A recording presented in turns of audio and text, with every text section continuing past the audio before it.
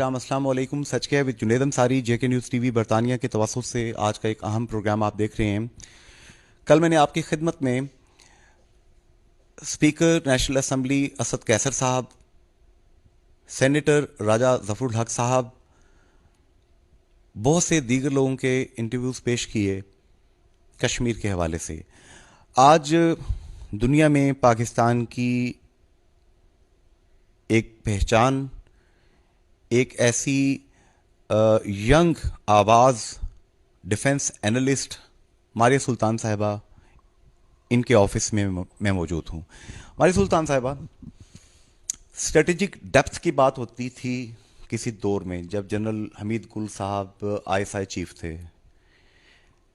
اب تو لگتا ہے اپنی جان کے لالے پڑ گئے ہیں پاکستان کو، کیا کہتے ہیں؟ دیکھیں، یہ تو ایسی بات ہے جو پاکستان 1947 سے سن رہا ہے.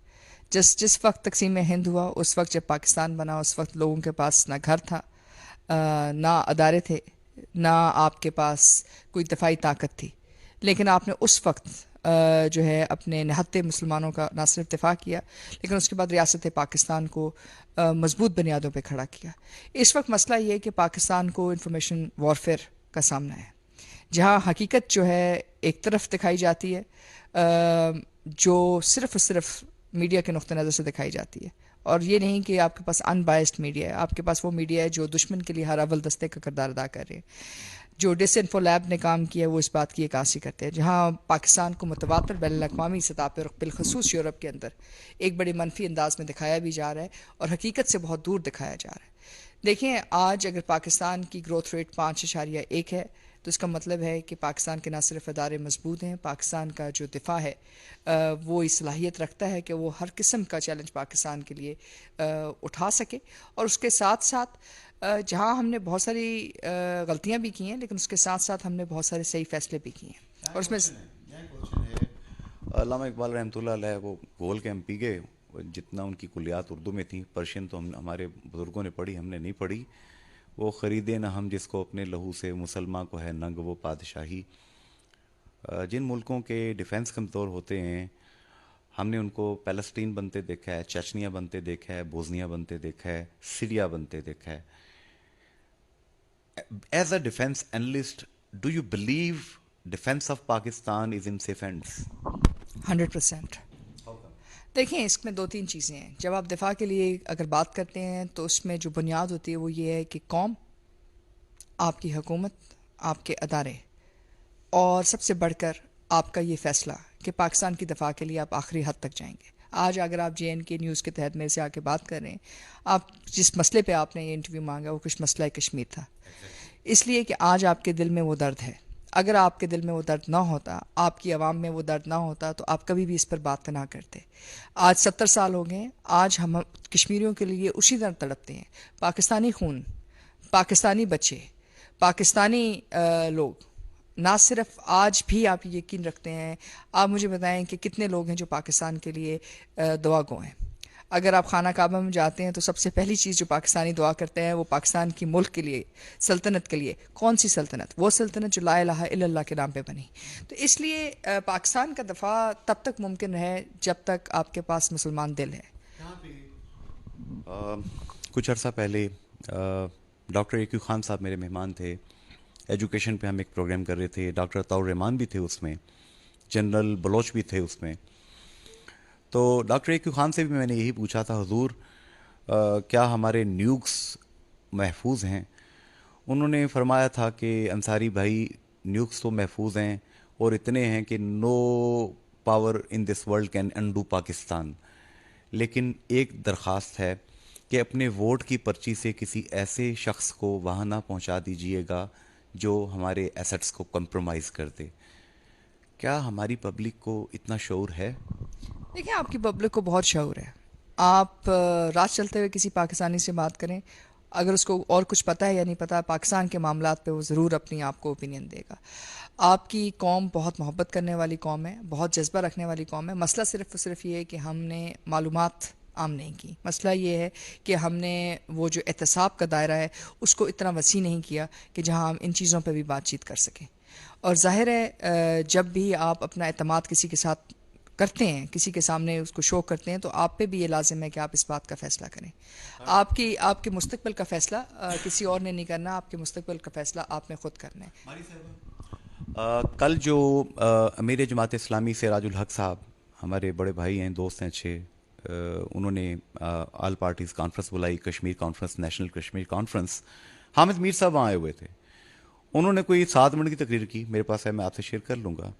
وہ الارمنگ تقریر تھی. انہوں نے فرمایا کہ حضور والا, پہلے تو تینوں پارٹیاں جا کے گھس گئیں وہاں پہ گلگت بلتستان کے الیکشن میں, اور جا کے کہہ دیا کہ ہم گلگت بلتستان کو پروونس بنانے لگے ہیں, جو کہ پاکستان کے آرٹیکل 257 کی نفی ہے, کیونکہ ریاست جموں کشمیر کو اقوام متحدہ نے یہ گارنٹی دی ہوئی ہے کہ پلیبیسائٹ کے ذریعے پوری ریاست کا فیصلہ ہوگا.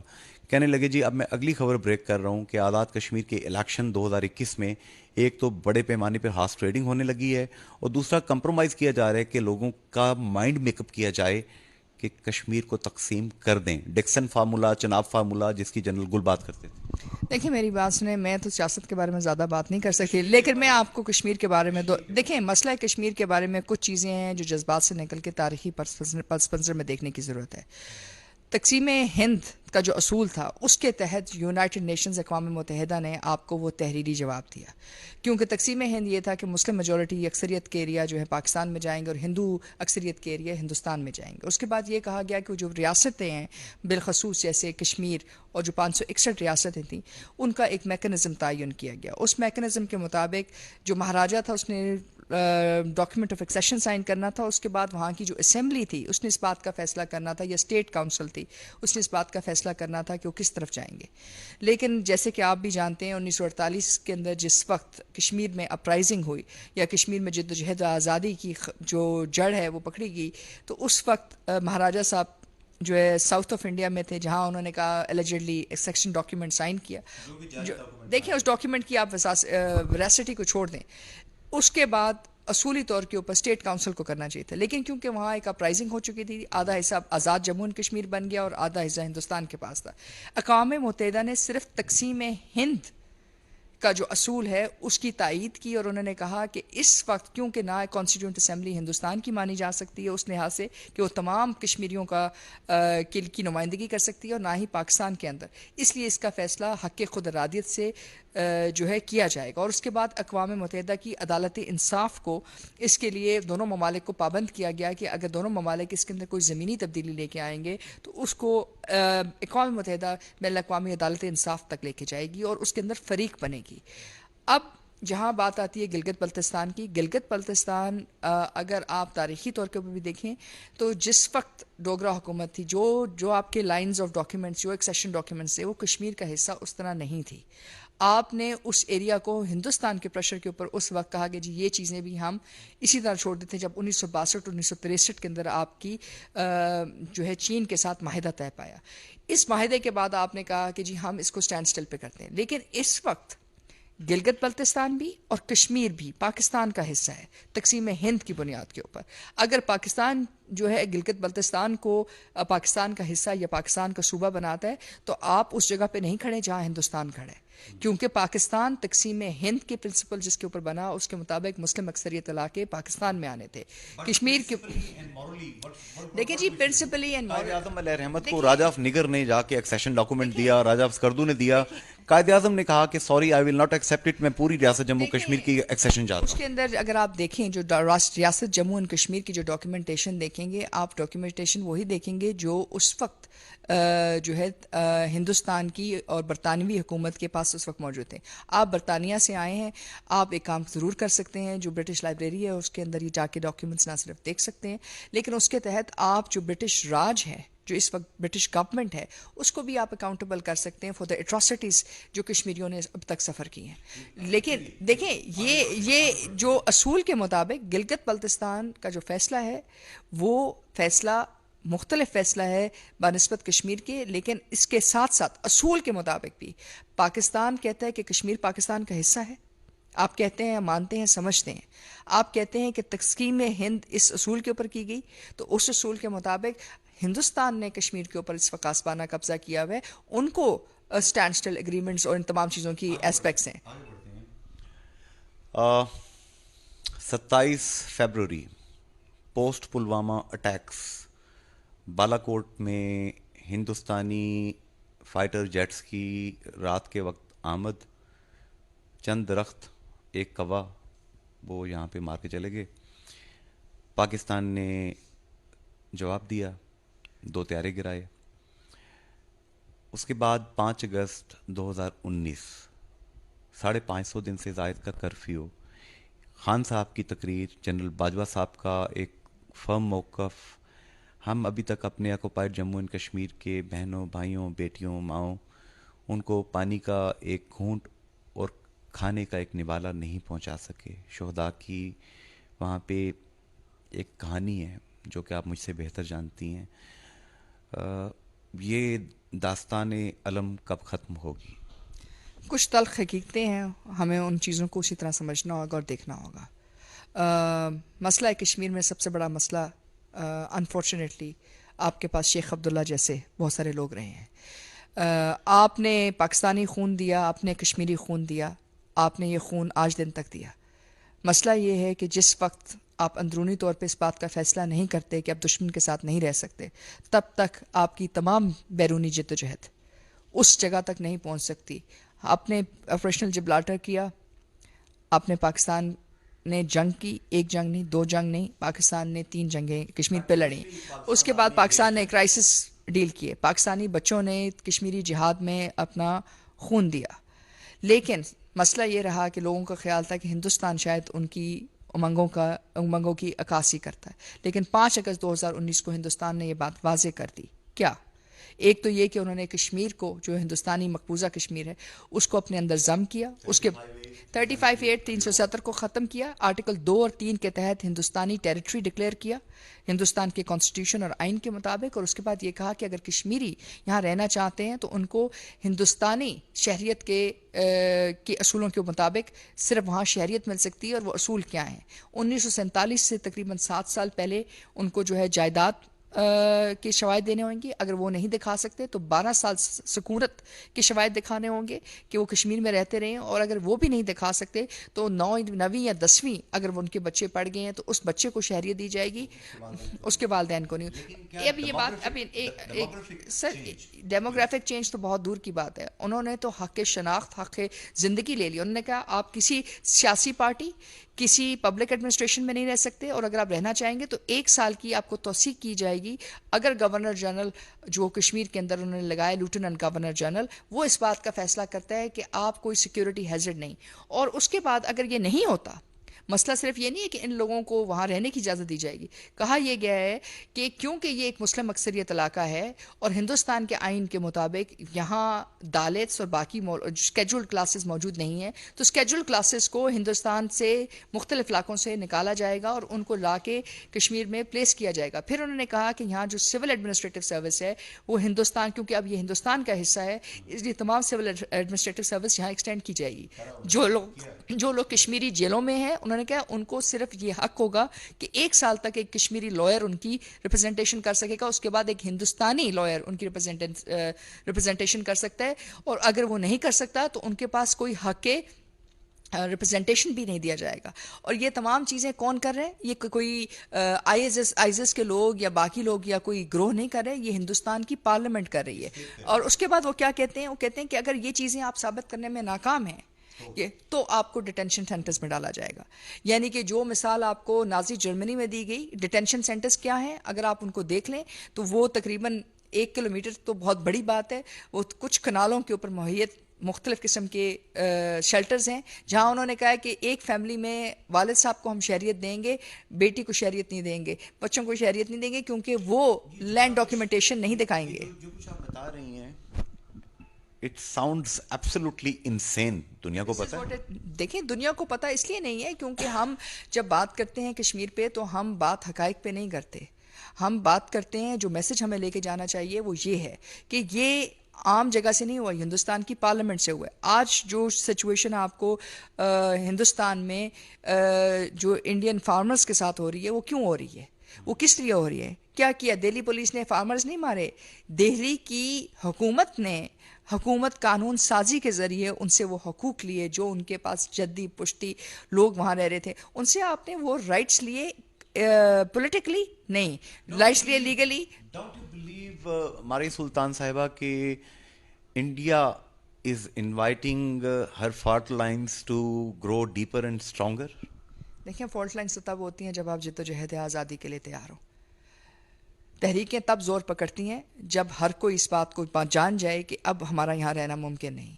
1935 में अगर हिंदू मुसलमान फसादात ना होते तो आज पाकिस्तान ना बनता। बहुत सारे लोग ऐसे थे जो उस वक्त भी कह रहे थे कि कांग्रेस के साथ रहना चाहिए। बहुत सारे लोग ऐसे भी थे जो 70 साल से ये कहते रहे, शेख अब्दुल्ला की तरह और उनके साथ मुख्तलिफ लोगों की तरह, कि हिंदुस्तान के साथ समझौता बेहतर है। लेकिन उमर अब्दुल्ला और फारूक अब्दुल्ला अब मान गए हम गलत थे, कायदे आजम ठीक। कीमत क्या? कीमत क्या? कीमत 6 लाख सिर्फ कश्मीरी नहीं है। कीमत आपकी आइंदा आने वाली तमाम कश्मीरी नस्ल है जो अपनी हक के शनाख्त के लिए लड़ाई लड़ेगी, जो इस बात के लिए लड़ाई लड़ेगी कि वो कश्मीरी है। What do you say about the threats of Indian Army and Indian Prime Minister's attack, surgical strikes, जो कि वो कहते हैं हम करेंगे और आज़ाद जम्मू कश्मीर हम पाकिस्तान से ले लेंगे। वो नक्शा टाइप चीज़ भी बनाई है उन्होंने, खेलते रहते हैं इस तरह की चीज़ें। देखिए, नक्शे तो बहुत लोग बनाते हैं आजकल, तो वैसे भी इंटरनेट का दौर है, नक्शे तो मैं भी बना के दे सकती हूँ। देखिए, नक्शों पे जंगें जीती जाती ना तो आपको 11 लाख वहाँ आर्मी जो है ना स्टेशन ना करना पड़ती। आप दुनिया की तारीख उठा लें, अमेरिका अफ़गानिस्तान से आज अफ़गान और तालिबान से गुफ्तगू कर रहा है, क्योंकि जंग जो है ज़मीन पे लड़ी जाती है और जंग लोगों के दिलों में लड़ी जाती है। जंग जो है आवाम के सामने नहीं लड़ सकते आप।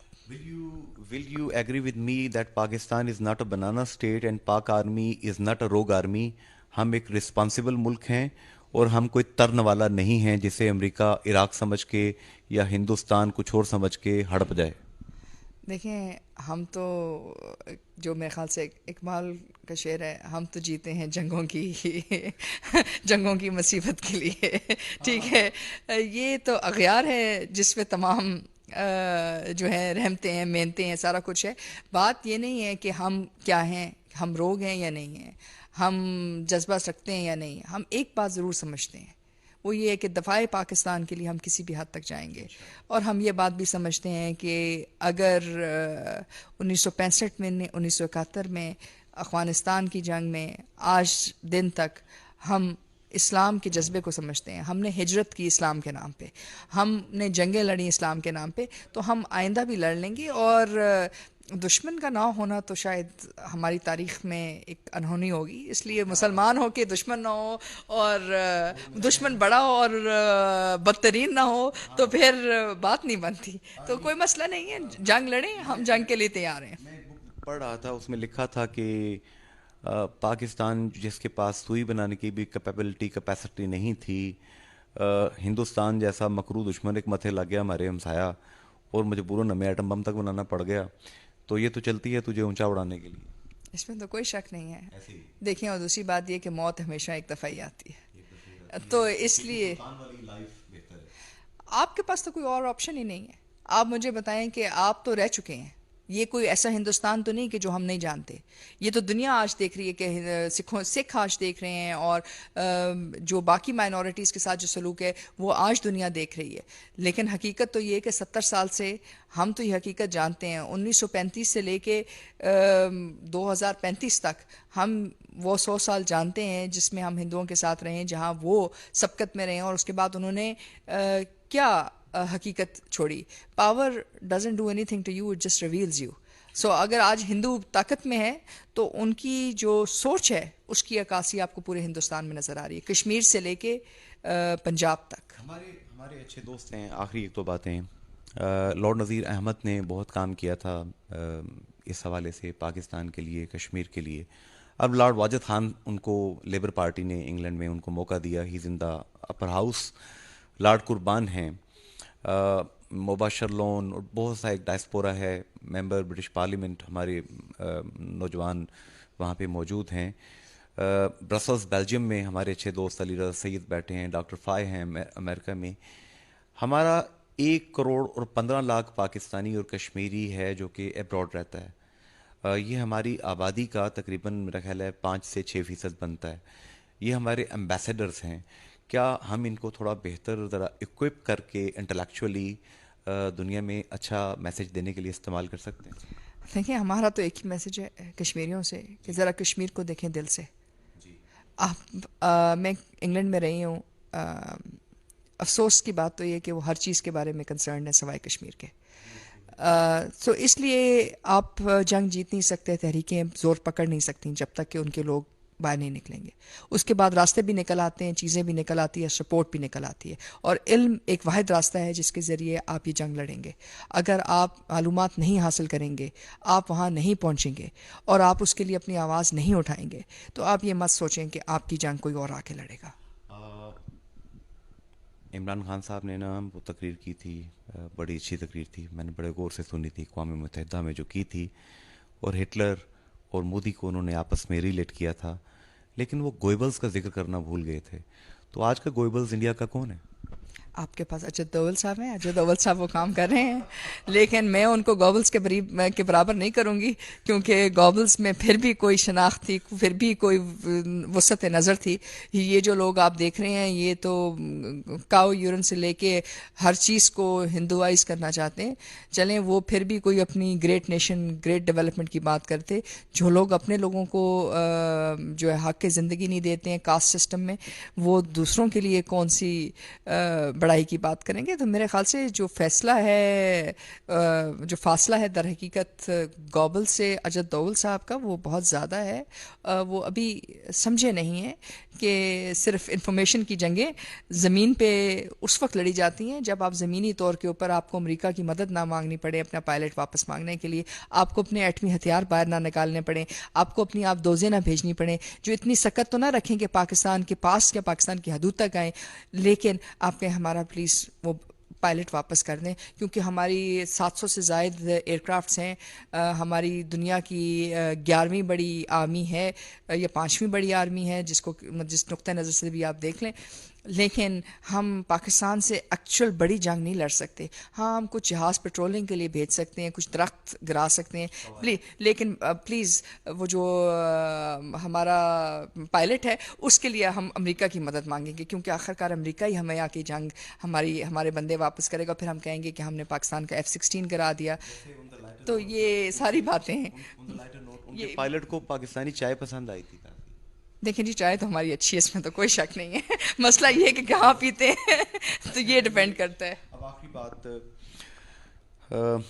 ہمارے جموں اور کشمیر کے, مقبوضہ جموں کشمیر کے وہ بہن بھائی جو آکوپائڈ کشمیر میں بھی اس وقت ان تک آپ کی آواز, آپ کی بات پہنچ رہی ہے آزاد فضاؤں سے, جو پاکستان کا مطلب کیا, لا الہ الا اللہ, جن کے بیٹے بیٹیاں جب شہید ہوتے ہیں تو وہ پاکستانی پرچم کا کفن دے کر ان کو دفن کر دیتے ہیں, جن کے سید علی گیلانی نیلسن منڈیلا سے بھی ڈبل امپریزنمنٹ کاٹ چکے ہیں, جن کی آسیہ اندرابی کو اب بھی جیل میں رکھا گیا ہے, جن کو یاسین ملک کو ڈیتھ کیج میں ڈالا گیا ہے, جن کے ہزاروں بچے پیلٹس کا شکار ہوئے ہیں, انہیں آپ کیا پیغام دیں گے؟